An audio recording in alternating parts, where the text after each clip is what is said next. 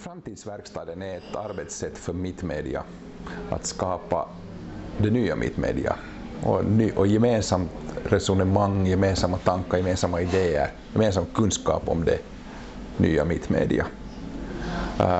Det är ett arbetssätt som kommer att börja utnyttjas från och med oktober.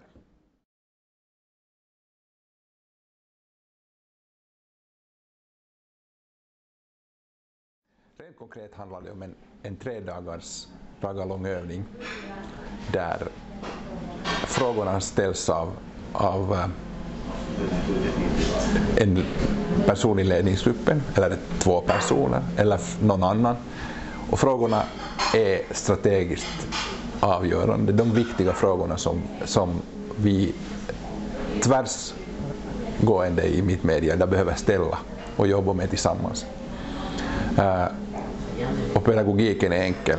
Det blir högt engagemang för det är viktiga frågor. Vi behöver bli klara med de här frågorna och dessutom jobbar vi tillsammans vilket gör att vi småningom skapar en ledarkultur. Gemensam ledarkultur i Mittmedia.